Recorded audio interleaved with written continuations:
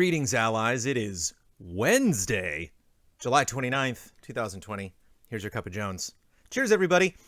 This is the first time, I think, that I've done Cup of Jones where I've been competing with our Twitch channel. Right now, apparently, I didn't, Damiani reminded all of us that Avengers War Table is right now. It's happening. Avengers War Table's right now. I am excited to get more Avengers news. I'm also excited to get this Cup of Jones out of the way for the week. Cheers, everyone. Sorry I wasn't around on Monday. Woke up with a headache. And waking up with a headache, sometimes when I go to bed with a headache, I'll wake up and I'll feel fine. To me, like a nap or a good night's sleep is like the perfect remedy, cheers, for a headache. So going to bed without a headache and waking up with a headache, it's not great. Also a little scary in this COVID era because headache is one of those symptoms. And so I always do the smell check whenever I like have a cough or something. I'm like, I grab like a cup of coffee and I'm like, okay, I can still smell it. Because your sense of smell goes away. But I am not a doctor. Do not take any of my medical advice. Definitely ask other people for that. But I encourage you, if you are interested in Avengers, you can listen to and watch this Cup of Jones later. Go to twitch.tv/EasyAllies right now and watch that. Shout out to Damiani for reminding all of the allies and for being diligent enough to reacting to that, if that is what is happening right now.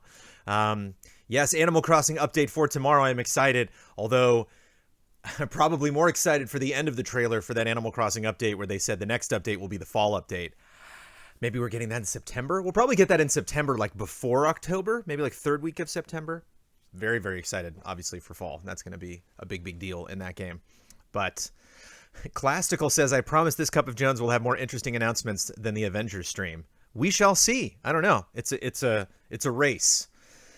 We have 2 new reviews that we did last week. Again, some of this stuff is old news. I did have to delete some lines from the intro of this Cup of Jones, but we put up Deadly Premonition 2 and Carrion. Deadly Premonition 2 is written by Ben, Carrion written by Huber. Really interesting reviews if you haven't checked those out. Those are 2 games that I likely will not make time to play, but I was interested in both of those opinions because those were both allies that were very excited for those games and enjoyed those games, but also had problems with those games. Case in point, my review of Super Hot Mind Control Delete will be going up tomorrow, a game that I found very fun and also very frustrating. Wrote that script, VO'd it, got the gameplay all ready to go, got the music ready to go, and I'm going to be hopefully cutting that today and getting that to you as soon as humanly possible. But good reviews happening along with all of our reactions and all of our events. The community showcase is on the 3rd. That is next Monday at 2 p.m. I will be joined by Ben Moore. The post is up on Patreon if you would like to submit your submission for the community showcase, if you are able to do so. And we did a preview of Halo Infinite. Calm down. That's not as exciting as it sounds, unfortunately. Obviously, we want to get as many views on all of our videos as possible, but it was kind of a bummer cutting that because, it's only about 10 minutes long. It's just Brad and Ben, and Ben did a great job. He just, was limited by the resources that were available in that preview event, was not able to play Halo Infinite, and was just able to talk to the developers and ask some questions over Discord. And so a little bit more insight into the world of Halo Infinite, but that was definitely an interesting conversation being had by this industry last week. Amanda is on Fiasconauts. Amando is on Fiasconauts, I think was what my brain was prepared to say. This week, along with Michael Huber, and of course Jess and Ian. So I believe that is being posted up early access for people. I think that is already up if you are able to get our shows early. If not, you will get that later this week. And my editorial this week is a little personal. It's story time. I hope you're ready for story time. Are you ready for story time? Ready to just kick back? Listen to a little story with Jones? We'll see. Amandonauts. Let's look at the schedule. Ignore half of the schedule. Ignore the schedule up into Hunting Huber, which is now. Now you can, again, when this Cup of Jones is over, get on over there to, well, if I was you, I would go watch the Avengers War Table right now. But if you don't, go watch that Avengers War Table with Damiani. Go watch my episode, the finale of Hunting Huber.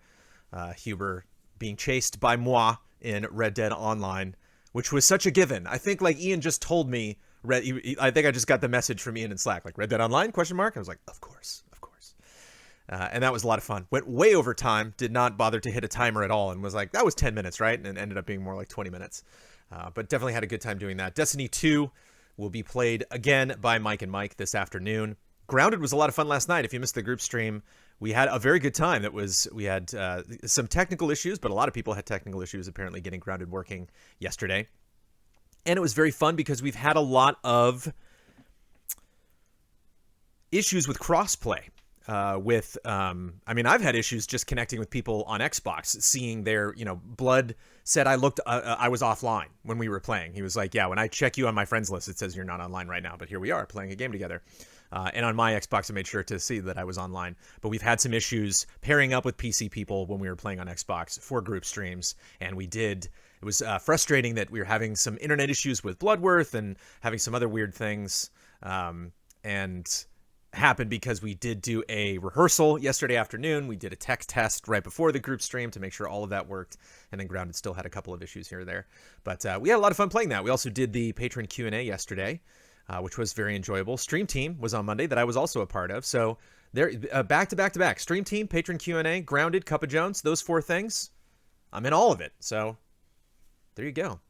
If that sounds like good news to you, then go check that stuff out if you have not already. You're getting another double dose of Ghost of Tsushima this week. I've managed to get that tea in there. Good job. Thursday at 2, and then again Saturday at 2 following my Animal Crossing Island Hop at 10 a.m.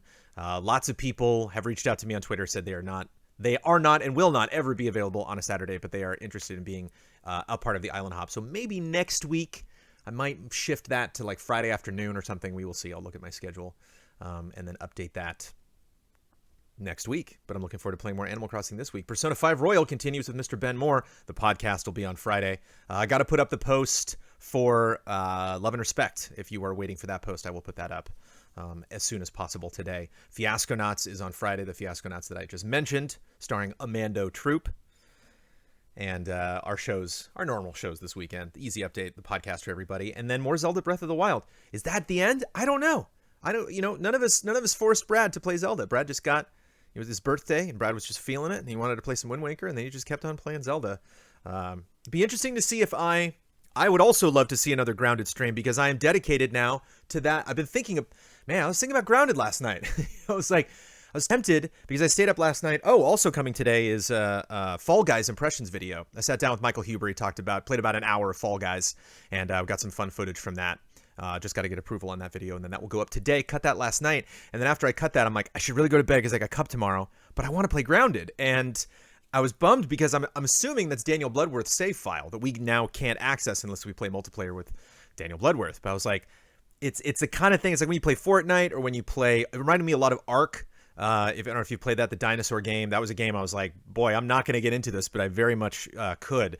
But anything where you have like a save file or a local server where it's all about building resources. It's like you can build this thing to get the better tools, and then once you have the better tools, you can build better weapons, you can build better, you protect yourself from stuff. It had that kind of Minecraft vibe of like when the sun sets, all of the ants and the spiders come attacking, and I very much enjoy those games. Very much enjoy, just walking around on our second floor of our structure, seeing this, putting the lights up and just being inside our little hut. I really, really love that stuff. Really fun to play with multiplayer, but I could even just really enjoy that just playing by myself. And I was very tempted to just start my own save file last night. And then I'm like, it's in early access. Maybe I'll wait until, some of the kinks get ironed out or the game finally releases. Still getting a lot of submissions for Island Hop. Still have a lot of submissions for Island Hop to get through, asks David Underwood in chat. So there we go. And there's our schedule. Business questions.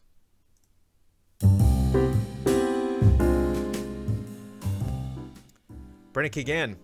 How do you feel about there being sections of the community that identify with EZA branding with little involvement from the allies themselves? I'm a proud member of the forums, but as time has gone on, it's very slowly starting to feel just a little bit weirder that, with the exception of Mr. Bloodworth, shout out to Bloodworth, and Ben Moore, I believe, does get in those forums, no other ally occasionally hops in. I don't go to Reddit, so I can't speak to that or other portions of the community, but I was curious to hear your stance about EZA representation not done by the allies themselves. I obviously don't think this is our fault. I wouldn't blame any of the allies at all. I take no responsibility for this. I would blame Patreon, because we do have all of the allies are on Patreon. We're all posting our shows here. We're all engaging our shows here because Patreon is our bottom line. It is it does behoove us, even given all of our various social media channels, our Twitter, Facebook, and the forums, our unofficial Discord. There's lots of ways that we could communicate with our fans, and obviously Twitch and YouTube as well. But, nothing, I think, kind of represents the bulk of our community. Nothing is obviously going to bring us in more revenue per month than Patreon. And so I think a lot of that energy is spent, making sure stuff gets posted ahead of time on Patreon, making sure people can engage via their various tiers on Patreon. And then it just doesn't, and then once we make those posts and engage with the community on Patreon, we go straight to actually creating that content, maybe eating and sleeping every now and then. And so I think that kind of stands as the bridge to, if we were to engage with the forums more, which I'm not saying is a bad idea. It's definitely something that we should do. It's definitely something that would invigorate our community, definitely make people that spend time. And again, shout out to everybody that does that, that it uses that platform, that uses EasyAllies.com, that uses our forums. That's why we made them. But I know for myself, the fact that I'm here live now, answering questions and engaging, with our community via the podcast, taking questions for Love and Respect, and occasionally taking questions for spoiler modes and stuff like that, or just was involved in Stream Team and spent a lot of time on Slack trying to figure out what games of the ones that were voted on would make good streams, and trying to figure out who was going to play what. There's just a lot of dialogue that happens through Patreon that I think would be either redundant or takes time away from the stuff that we're doing. But again, I want to empower everyone that is being involved in the forums. And I think maybe like a halfway point that we could do is more direction toward the forums, maybe spend more time on some of our shows talking about the fun things that are happening in the forums. I know a lot of people will, and I think Brandon mentioned this, that they're doing top 10 games of the decade right now in the forums. So you can go search that if you want to be involved in that. Forums.easyallies.com. And there are people that come to the community showcase a lot of times and will mention things that are happening in the forums, or if lists like that have been finalized, they will bring them to the showcase and we'll talk about them there. So Hawkeye announced for Avengers. Damn! Sorry to spoil it. Somebody just mentioned that in chat. I'm sorry. I'm emotional, man. I unironically want to play Hawkeye in Avengers. I don't see what's wrong with that. I don't have a problem with that. Brandon K. Gann's like, I almost had him. I almost had a good run of him saying something relevant and pertinent to our interests. Yes. Thank you, Jordan Persad. I mean, I knew he was going to be in there. He's an Avenger, He's one of them Avengers. It was just like not mentioned. Oh boy. It's just like Cyclops, man. That's like all my favorite characters are always like the next tier over. They're like B tier, I'm like, oh, that's my favorite guy. And they're like, what? Yeah, no. Cyclops? Not even close to being the most popular mutant. Like, well, he's the leader of the team, but whatever. Me, 123, or Mhi, or Mhe. Even though next-gen consoles are still finding out a price, I was wondering, what is your plan for getting next-gen consoles to the Easy Allies? Will you only focus on one console during launch day, or will it be Battle Royale of each allies trying to get a console of their own? Do you prefer online pre-order or in-store for the company console? Do you have an inside man that can guarantee you a console on launch day? Inside man. No, we do not. There will definitely be at least one Xbox Series X and one PlayStation 5 that is purchased by Easy Allies for Easy Allies that will, used to live in the studio. Maybe that's something we won't rush to do because we will all be picking up our own, personal consoles. I have plans to pick up a Series X and a PS5. I'm currently budgeting for that. And it's tricky because it's kind of the same thing as equipment. For example, we just purchased Ben Moore a new mic. We're going to be sending Michael Huber a new mic as well. And so, Brad Ellis got a new light recently. And so there are articles every now and then that we pick up with company money on behalf of one of the allies when they express a desire to get something that would help them technically. But for consoles, all of the allies are pretty much on their own. It's just that we would never force an ally to have a console. So if we have a group stream and we're going to be playing something on Series X, and Ian, or, I'm not bringing up any names specifically for any reason, but if like Ian or Dawn or Brad or somebody like didn't have a Series X yet, we wouldn't be like, it is your responsibility to spend $499 for a Series X so you can be involved in something. We would just then shift our production schedules, shift our timelines around so that we are focusing on people who have those, specific consoles. We're still facing that at the end of this generation. I believe Ian's PS4 broke. My PS4, the disc doesn't work. I can only play digital games on my PS4 Pro, which actually is the official Easy Allies PS4 Pro. And so we do have some of that stuff shifting around even this late into the gen. And so there's no guarantee that every single ally will get every single console.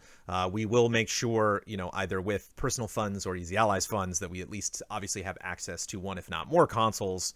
But for the company console, I imagine we would probably do both. We'd probably do an online pre-order and then make plans to go pick up that in store. I'm just thinking of going out places. I'm actually going to have to run some errands today, and it's just like not really exciting for me to like go places where there's lots of people, and I always feel bad. I always wash my hands like 8 times when I get home. And so Ian might not have, I think his PS4 broke. He might not have got one, but I think he did have a PS4 for a while. And so the idea of crowding with a bunch of people in like October, November, I'm guessing November, won't be. I saw a poll on Twitter the other day where somebody asked that what month it would be, and November was like the overwhelming winner of that poll. So that will probably be then, but who knows? That stuff might get delayed. Don't quote me on that. I do not have an inside man. But yeah, we will probably be, when it comes to pre-ordering stuff or being involved in Kickstarter sometimes, or a lot of times either with company money or with ally money, we are involved in those things just to get an opportunity to get early code or early access to stuff for coverage purposes. And so if the company isn't doing that, I would imagine probably Michael Damiani more than anybody else is going to have, he's going to buy one over here, buy one over there, buy one this way. He's going to have a lot of different oars in the water. I don't know. One of my cooks in the kitchen. I don't know what analogy I was searching for there. Dante's Igloo. Kind of Funny is doing a neat idea and created a bracket to crown the top PS4 exclusive. Is this something EZA would consider doing? Yeah, it'd be interesting to explore content like that now that the gen is wrapping up. Also, have you taken a look at the bracket? If so, what would be your final 4? Mine would be Bloodborne, God of War, The Last of Us 2, and Final Fantasy VII Remake.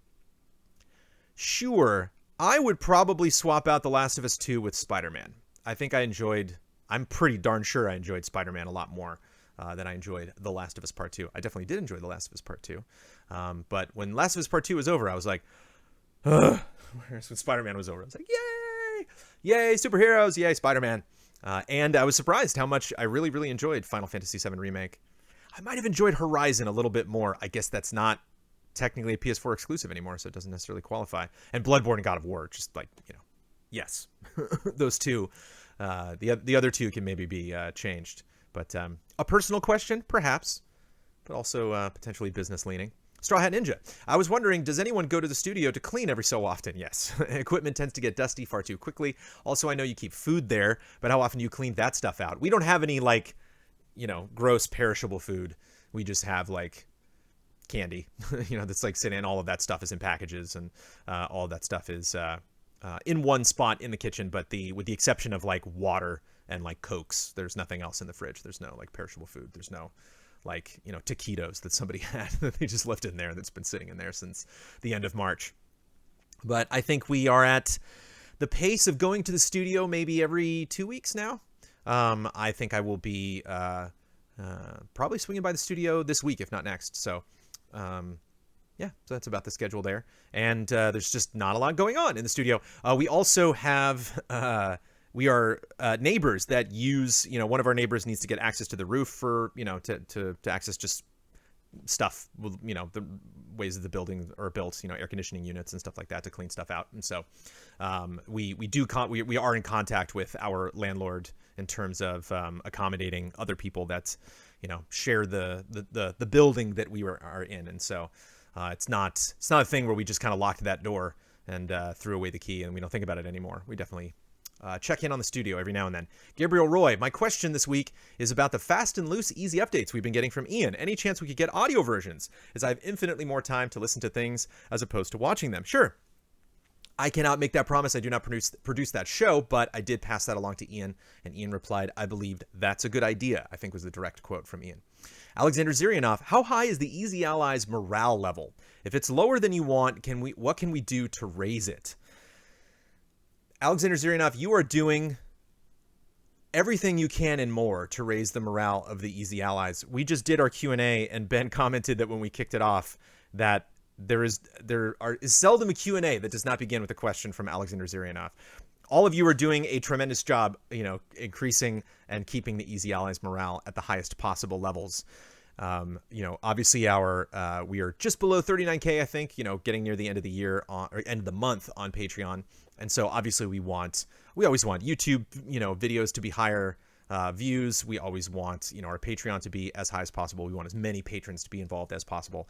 But these are also very difficult times, and we are doing the best we can with the work that we can do at home. And we know all of you are doing the best you can in, how you can support Easy Allies. Some people are just not able to do it. Some people are not necessarily as interested in Easy Allies as they were a couple months ago for many reasons. And so I think the biggest thing that the Easy Allies are facing right now is the same thing that you're facing, and that we're all just tired. It's been a very, very tiring year.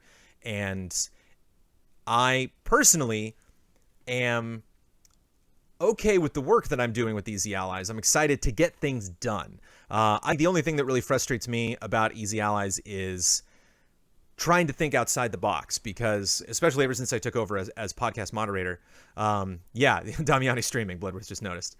That's right. It's Damiani v. Jones. Let's see who gets more viewers. Let's see which gets a more active chat. I got my Cup of Jones friends here. I don't need big numbers here on the Cup of Jones.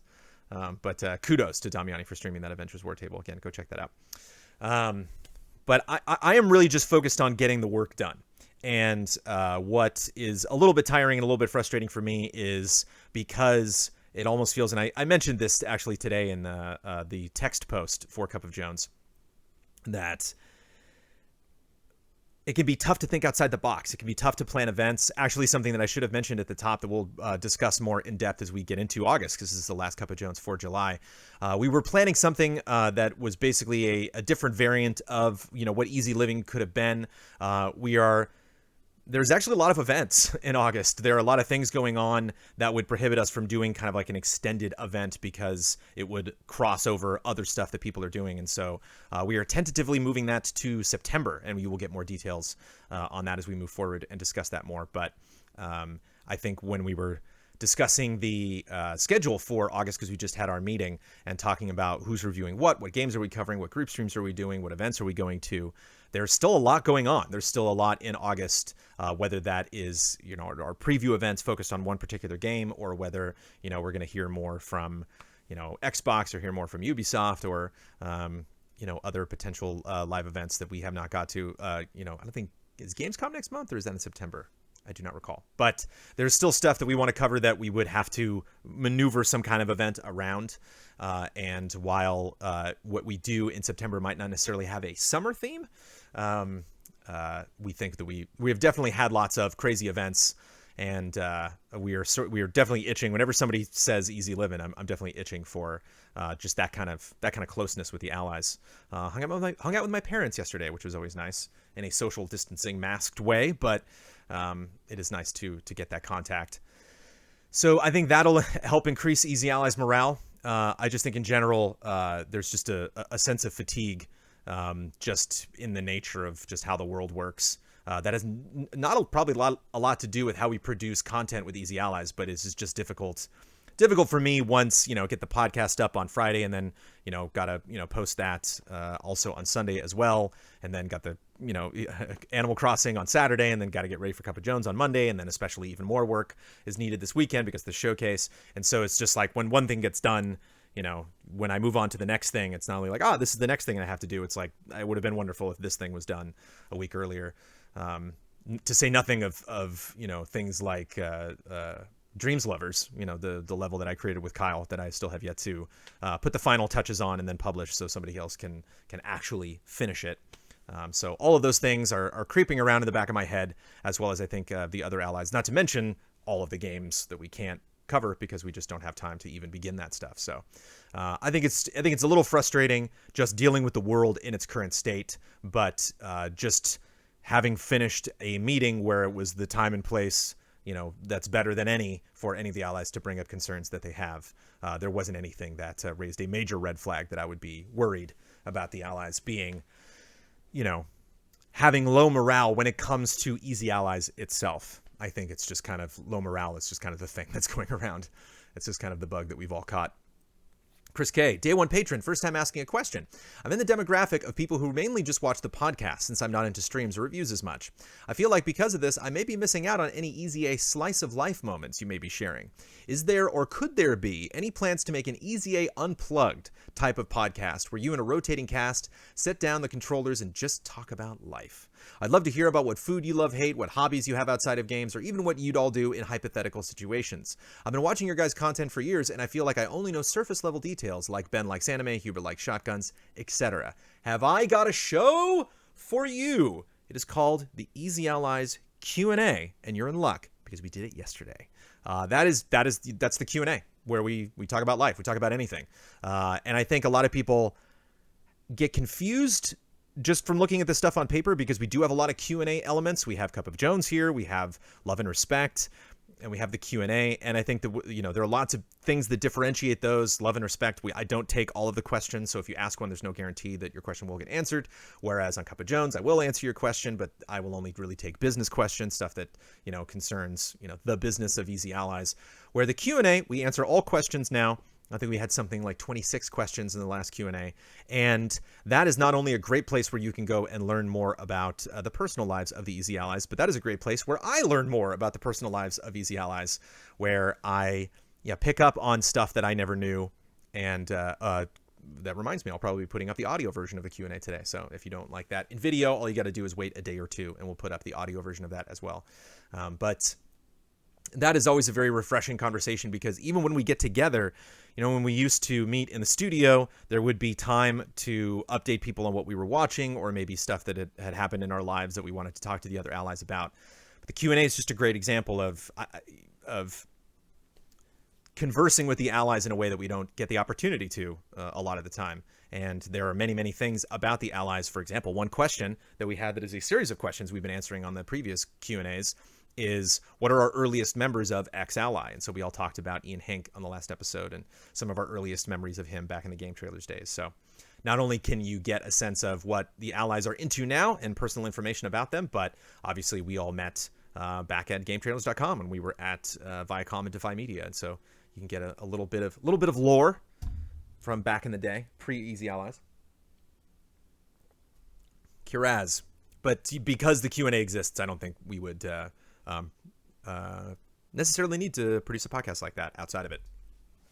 Kiraz, I've noticed that, especially at the start, event streams have not gone technically well for Easy A in the work-at-home environment. I know there's a lot of moving pieces, but the issue always seems to be the hosted video not loading or stuttering, throwing the other allies out of sync.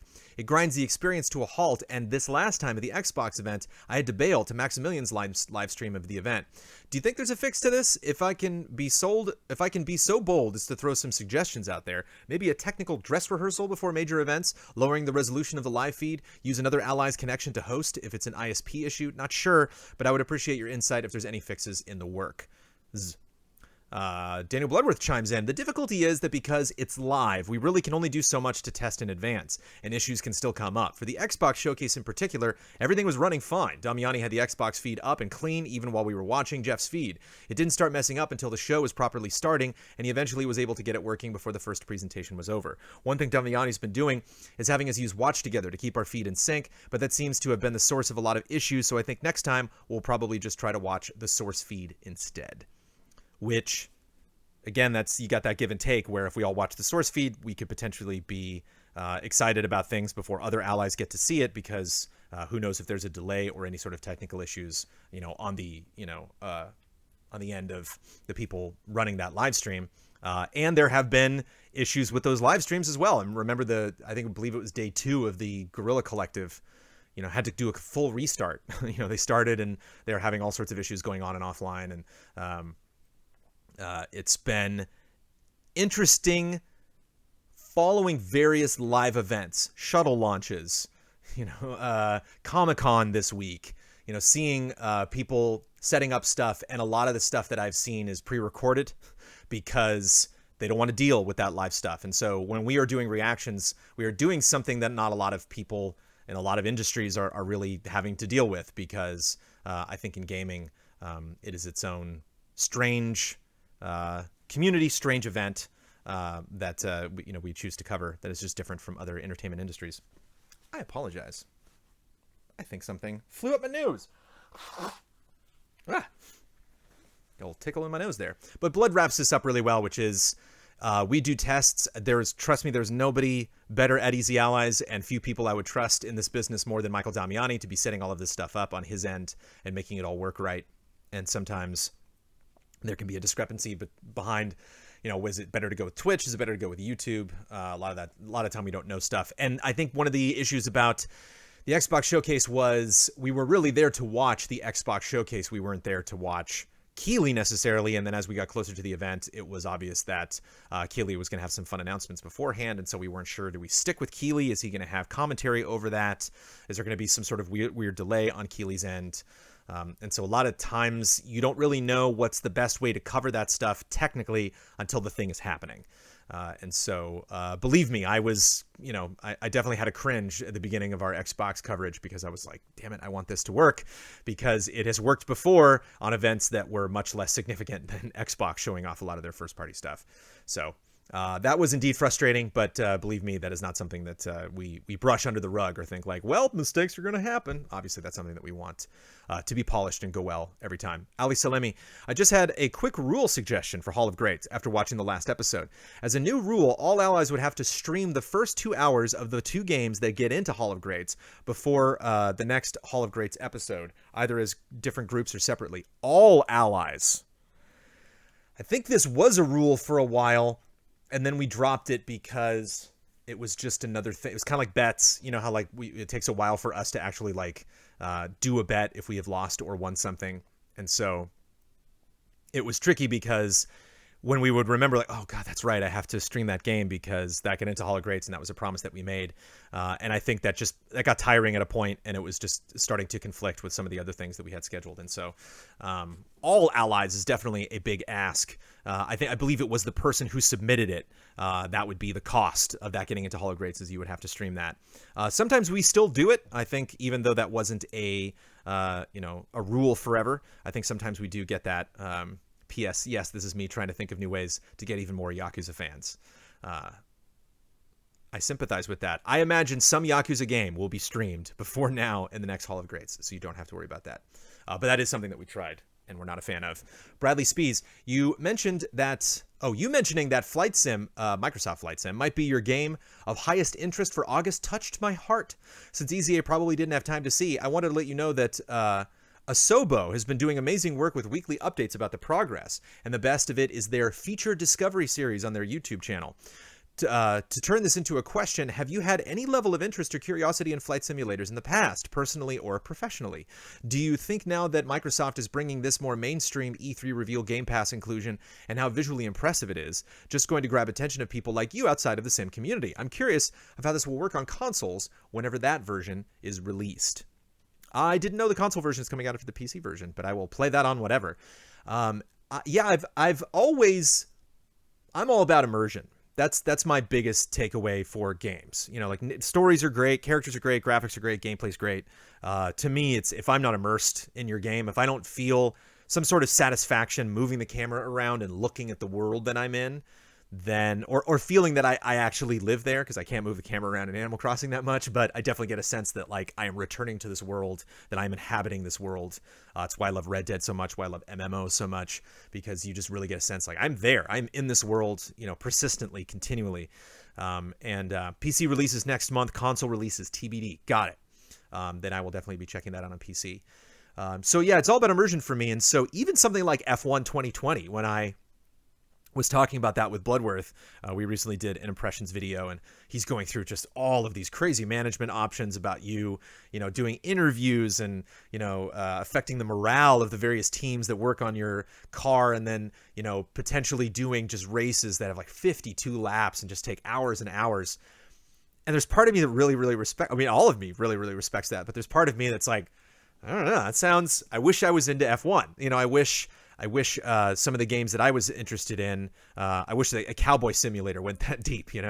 And so to me, what kind of has the perfect middle ground of gameplay that I'm interested in, worlds that I'm interested in, stories that I'm interested in are often open world games, which is why it pains me that I still haven't spent a lot of time with Ghost of Tsushima, because that is definitely my jam.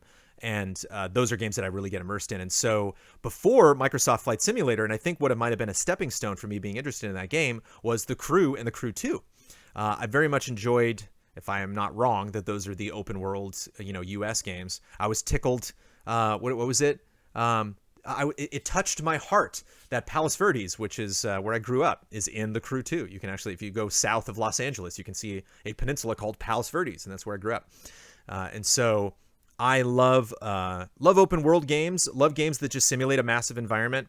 I definitely feel immersed in that stuff. I definitely did the flight from New York to Los Angeles in The Crew 2.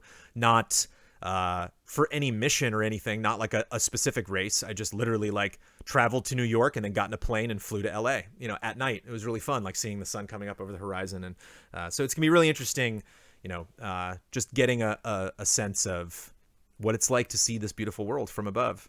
And it's not a game, I'm not planning on reviewing it.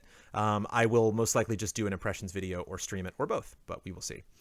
Asbo Zapruder, yeah, I really wish I could, but I don't think the time is right for that. But if a group of nuns was concerned about Easy Allies, would they refer to it as a flibberty-gibbet, a will-o'-the-wisp, or a clown? Easy Allies, all of the Easy Allies, all 8, including Kyle, who is no longer officially an Easy Allies, but he definitely fits into this, are for sure 100% flibberty-gibbets. I don't know if you know, let me actually look this up. It's funny, the definition. Yeah, there we go. A frivolous, flighty, or excessively talkative person. There you go. I wonder if we're in the beginning of Easy Allies. We're all in my garage, right? I'm standing right over there at my desk. All of the allies are sitting around, including Matt Blair, and we're all talking about what the future of GameTrailers.com, ex-GameTrailers.com, is going to be. And I'm like, hear me out, everybody. One word. Flibberty-gibbet. I'm just saying, hard to pronounce, hard to spell, easy to remember, though. It's like, you always remember, what were those, the Flabbity-Hoosits? What are those guys? Flibberty-gibbets? Yeah. You check that Flibberty-gibbets? I think that would be great. It just, I don't know. It's like, how do you solve a problem like Easy Allies? I think doing something silly like that might be the way. Josh Reed, this will be a possibly strange, hopefully constructive complaint about your podcast hosting. I'm ready for, hold on. Let me just take a sip. I might get emotional here. One thing I've noticed is that you don't seem engaged enough in the conversations happening. It's not my fault. Your eyes are constantly going between what I would assume is 2 different screens, to the point where I genuinely can't tell which side you're looking, as has the other podcast's participants in it. I thought, am I crazy? I went back to watch some quarantine-era Kyle podcasts, and the issue didn't appear with him. I have a reason why. He did look at whatever he was referencing whenever he brought up a new topic or looked something up, but when conversations were happening, he seemed more engaged. He seemed more interested in whatever the topic is at any given time. I think this is something you may try to work on, appearing more interested and engaged in the conversations happening, checking the reference screen only when absolutely necessary. I bring it up because I feel it's probably not something you will have noticed, and I don't know if many are consciously realizing it. I have a reason why. I thought about this and I was like, yeah, I do look around, and I went and I watched an episode and I'm like, yeah, I am, when they do get into long conversations, I do kind of float around. There's a reason why.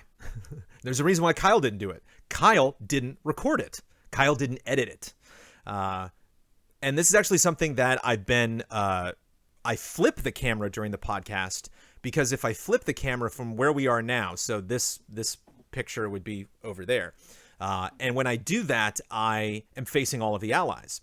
But the problem is I'm also backwards. That can be confusing. We've had some comments from people who are like, wait, what? Why do you, he's backwards every week. Is that the thing he can't fix? Well, that was the reason that I was doing it. And I actually got some comments on YouTube where they were like, hey, it's kind of fun. You actually face everybody. I'm going to try to decorate this area of the garage, and I'm going to put the camera now. You can get a little taste of what that'll look like on the I believe the Q&A I did that, and in the impressions that are going to be going up hopefully later today from Fall Guys with Huber, I did the same camera setup, and that enables me to be a little more centered on the camera, to be, had to have less of a discrepancy if I put the camera over here and I'm like facing the monitor. It's a little weird, depending on where all of the other cameras are positioned. But whenever I do the Q&A, or I do a stream where like reactions or something, reactions are a great example. What I do for reactions is I actually take, and Blood does the same thing. We talked about this the other day. I take the Zoom call and I shrink it as much as possible into just a vertical slice. So all of the allies are right here. They're right behind the camera. And so when I look at the allies, I think I put them like right here. So when I look at the allies, they're right here. And when I take watch together and I put it right here. So I'm never looking farther than these two spots. When I'm recording the podcast, I got to record it full screen so that it can fit the Mortis that we have built for the podcast. So the podcast is on this camera, on this monitor, which I will now have the camera above, and it has to be blown up as big as possible so the aspect ratio stays the same. And so the notes that I have for the podcast are over here. XSplit, which I have recording the podcast, is over here. And Audacity, which I have recording my audio, is over here. And Audacity is also the timer that I use, so I can tell how far along we are in the podcast. So I have this full spread of stuff to look at because I am hosting the podcast, editing the podcast, and recording the podcast. And Kyle just hosted it. And so that's why Kyle could arrange the stuff on his, desktop. We could be whatever size he wanted to be, whatever place he wanted to be. The cameras could potentially be right next to his notes. So that is definitely something that, as the person who, it's like, I got to check, did XSplit crash? I got to check, how far along are we on the podcast? What is the next note I'm going to do? Who hasn't talked in a while? So there's just a lot of elements all over the place. So I am not surprised, but at the same time, Josh, if that comes across as me not being engaged in conversations, or you get a sense that I'm just like not interested in those things. Some people have mentioned I don't seem interested in the games that we do in Love and Respect. I don't want that to be the case. So I will definitely, and I'm not saying this stuff to be like, boo boo, poor me. That's a great name.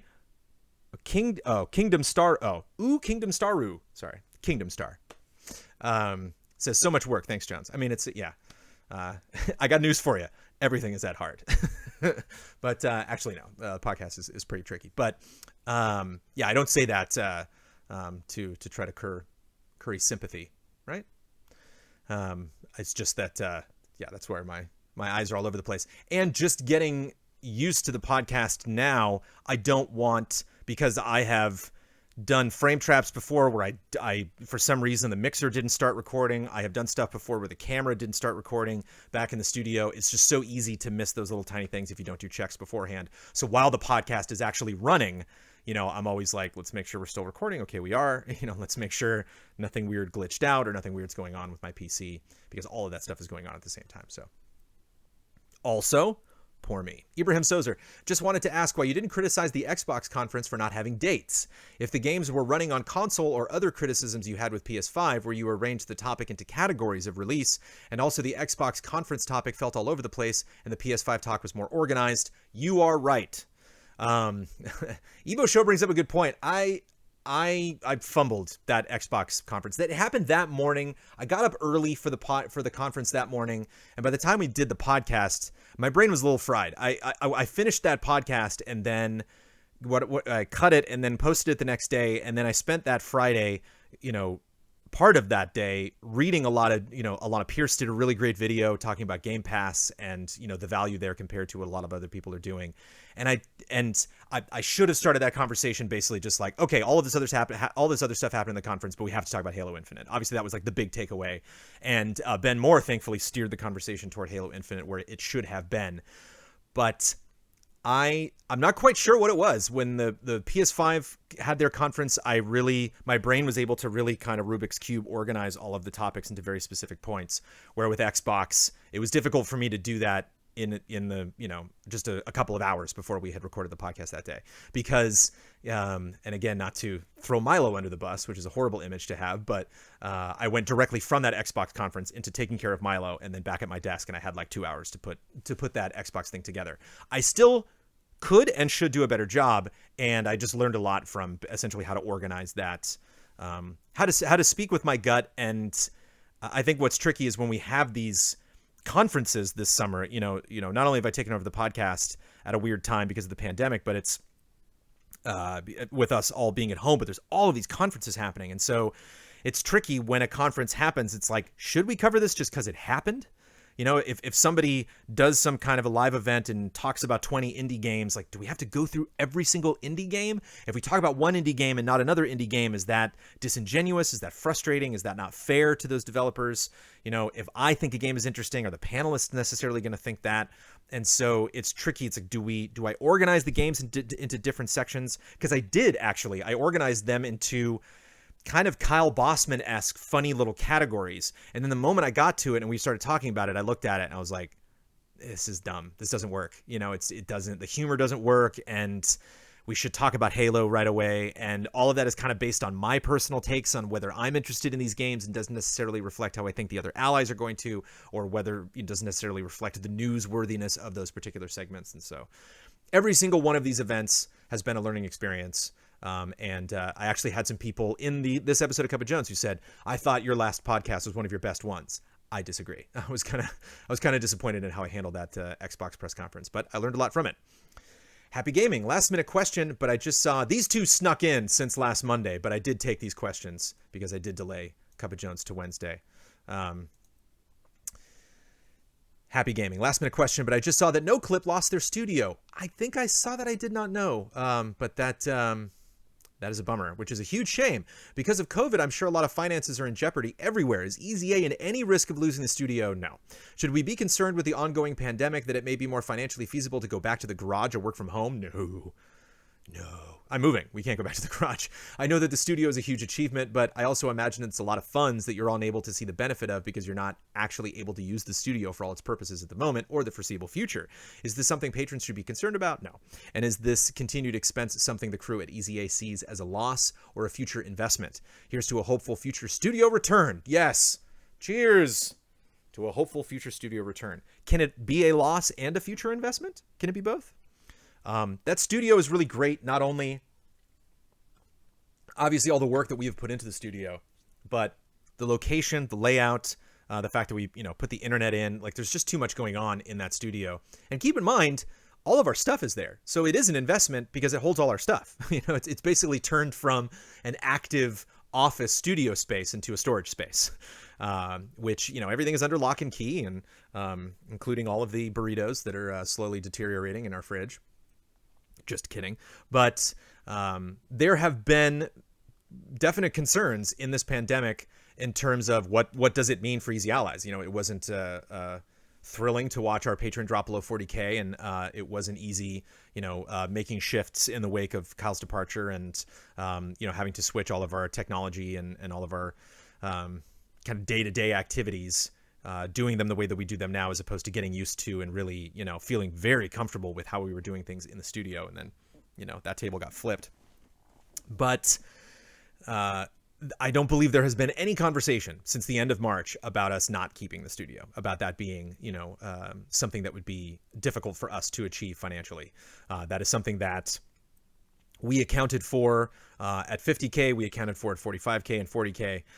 It's kind of the same as just the Patreon in general in terms of all the shows that we are able to produce. We don't have goals anymore on Patreon, but the Patreon is still representative of what we are willing to produce, for the amount of work that we are able to produce for our YouTube audience, for our Twitch audience, and for Patreon. And all of that changes based on the time that we have and the resources that are available. And so, all of that stuff is flexible, but it is very different from that studio. That studio was such a big shift for us, and it's frustrating. And I don't mean to separate these in any kind of like one is better than the other way, but we have a bigger staff than NoClip does, and we produce more different types of shows than NoClip does, and so the studio functions in a different way than I imagine, than a lot of different outlets. And so it is, at this point, very integral to the types of stuff that we want to do in the future. And so I don't think the studio will ever be the same. I don't think even if we get a vaccine or we get past, the worst parts of this, which who's to say if we are in them now or if they are in the past or in the future. But once we get to a point where we can, continue producing stuff in the studio,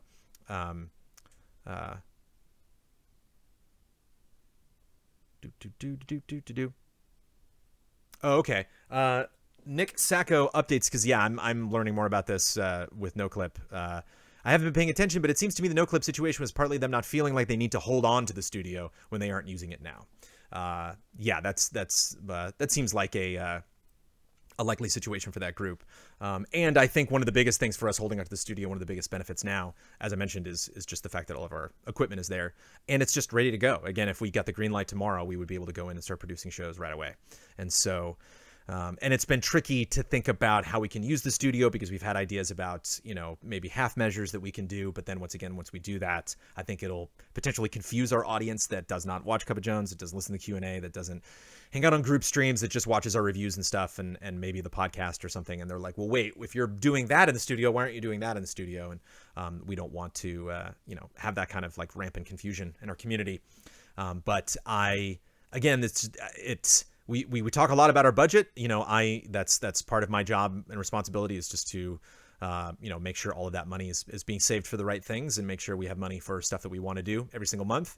And I have not gotten to a point where I am scared about, the rent, basically scared about that, what that means to have that investment.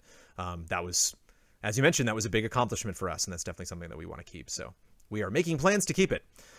Lakota 1010 with our final comment. I do have a quick question as I've tried to introduce friends who are looking for a new gaming personality or outlet to follow. I always recommend Easy Allies to them. While they have enjoyed the content I have shown them, one friend in particular has found it difficult because all of the personalities to keep each ally straight in their head. For example, which of the allies are lifelong JRPG fans or who is a racing game fan? I have pointed them to the bios on the main website, but I was wondering if you have done a Meet the Ally style video or something similar. Is there any resource that you would point someone to who is looking to learn more about a particular ally? That is an excellent point. We have talked a lot about potentially updating the bios on the website. That has come and gone as far as like the priority of whether we were going to do that, because as always, there are other things that we need to focus on. But a video would be interesting. I think it would be better as a web page because that's something that we could update moving forward, where a video could potentially be outdated or might seem weird. Obviously, it would be strange to do it now because we would be at home, and then like a year from now, if we're back in the studio and you watch this at-home video of us explaining like, oh, I am at home, I'm like, I wouldn't even live in this house anymore. So my two takeaways from this episode are audio version of Fast and Loose, which I have passed on to Kyle, and this, which is would be an interesting video of all of us just saying a little bit about ourselves. We were a bit cheeky, I think, when we put up those bios on the website, and it would be nice to have that to be more.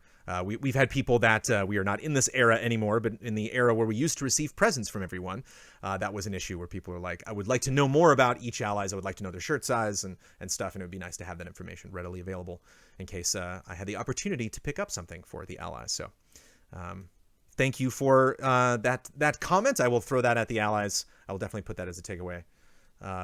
Ben used to hate JRPGs, says Bloodworth, a winky face. Meet the allies. Video. All right. Let's wrap up this 2-day-old episode of Cup of Jones with an editorial.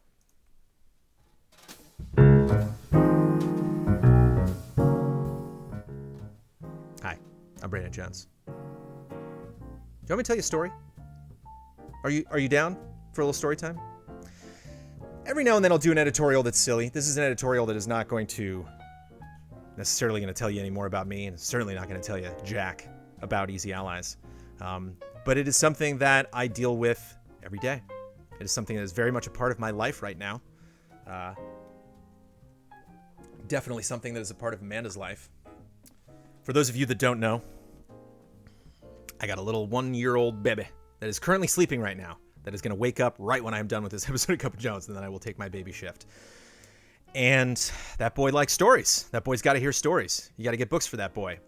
And we thankfully haven't purchased many books. We got a lot of our books from other people, gifts and stuff like that. And it's fun getting hand-me-downs, and you like open up a book and it's just like, for Clara. And you're like, this isn't Clara's book.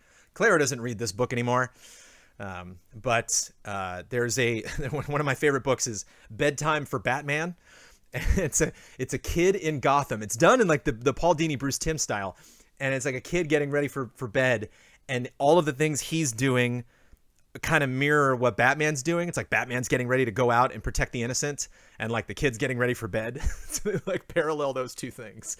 And then of course at the end, Batman like swings by the window like, "You're doing good, kid." One of my favorite little details from that book is the kid has a fishbowl, because it says it's like Batman protects those that can't protect themselves, and the kid's like feeding his fish. That's like their like analog for like Batman like beating up a mugger or something. But in the kid's fishbowl, he is Aquaman. He has a little Aquaman statue like in the fishbowl. It's pretty cute. But there's a lot of good books. There's some books that unfortunately, I think because there's too much going on in it, Milo's not a big fan of that Bedtime for Batman book. Every time I try to break that out, he's like, "No, let's go back to other stuff." And there is a clear winner between Amanda and myself and Milo. And that winner is Hug Machine by Scott Campbell. This book is the best. And it's funny. It's when I read these, like you will read some of these books and I'll look at Amanda and I'll be like, let's write a children's book. Like what the, some of these are like 6 pages and it's just like, I like grapes. Grapes are good. Let's eat some grapes. And like, that's the book. And I'm just like, wait, what? How many copies did this sell? So I don't know if anybody has heard of Hug Machine before, but Hug Machine is freaking adorable. And right now, on this episode of Cup of Jones, I'm going to read to you Hug Machine. You ready? Here we go. Hug Machine by Scott Campbell. Here we go. Yeah, definite Michael Huber vibes in Hug Machine. Hug Machine is a clear winner for today's episode title. There we go. Hug Machine by Scott Campbell. This is going to be tricky. Whoa! Here I come! I am the Hug Machine! I am very good at hugging. The best at hugging. No one can resist my unbelievable hugging. I am the Hug Machine.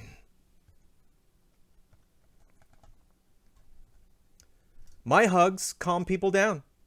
They cheer them up. They make them go completely nuts. I am the Hug Machine. Just like, no one's sure how to feel about it. Everyone's like, oh, okay. I think the garden lady is enjoying it the most.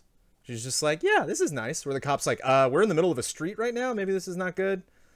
And then I like how he clearly starts with family members. And like now he's just kind of out and about. I hug everything I see. No one escapes the Hug Machine. My hugs make the biggest feel small. The smallest feel big. And that turtle's feeling it. I hug soft things, hard things, square things, long things. I am the Hug Machine. And keep in mind, Milo's not like grinning and laughing during all of this. He's dead serious. Like he's watching it like, Hug Machine. Yep. Oh, do you need a hug? I think you do. Hug accomplished. There's nothing the Hug Machine will not hug. What about me? I'm so spiky. No one ever hugs me. I'm going to do the Amanda Troop. This is not the way I read it, but I will do the Amanda Troop version of the next page. They are missing out! That's how Amanda reads that one. What about me? Surely I am too big for you to hug. Of course not. Not for the Hug Machine. Woo! Gotta do the sound effect, of course. Y'all know how it goes. People often ask what the Hug Machine eats to keep the hugging energy high. Well, the answer is pizza. The Hug Machine likes pizza very much. I like to imagine this is what Milo's going to look like when he gets older. Refueled and ready for action. Hug, hug, hug, hug, hug, hug, hug, hug, hug, hug, hug, hug, hug, hug, hug, hug, hug, hug, hug, hug. And again, just no one's like super into it. The guy lawn mowing, doesn't really like look up at the kid hugging him. I like the kids going to school. They just like assaults over here. Do you just imagine this kid just running around the neighborhood? Hug, hug, hug! Of course, in our social distancing era, maybe that's why I love this book so much. And then, of course, the best page in the entire book. Hug!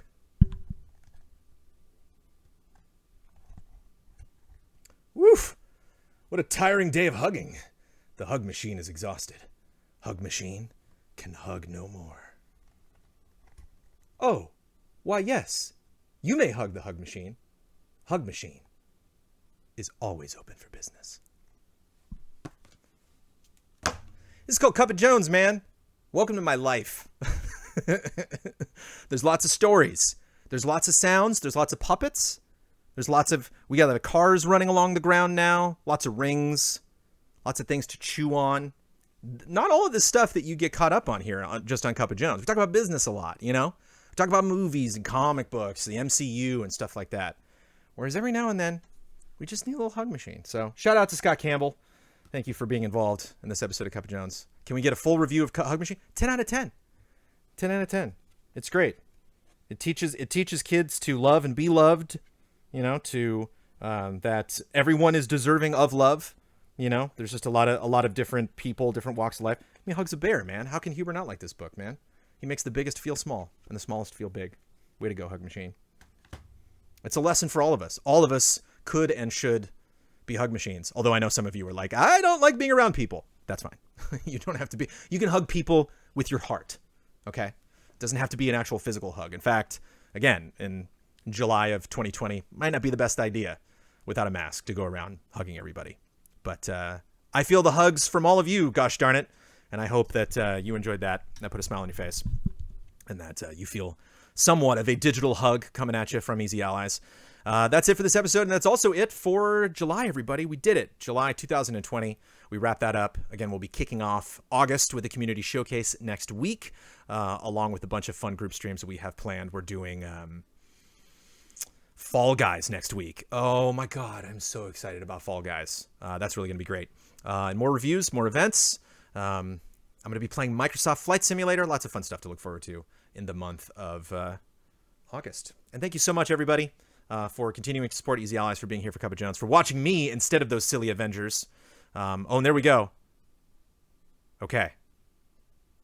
People are I guess that maybe the war table's over. I don't know. Everyone's talking about Avengers news. I'm going to go check it out. Check out that Avengers war table and the rest of our stuff that we got coming from the rest of the week from this weird Wednesday version. It's like, have a good week, everybody. Have a good rest of your week, everybody. Have a good Wednesday. It's Wednesday. Cheers.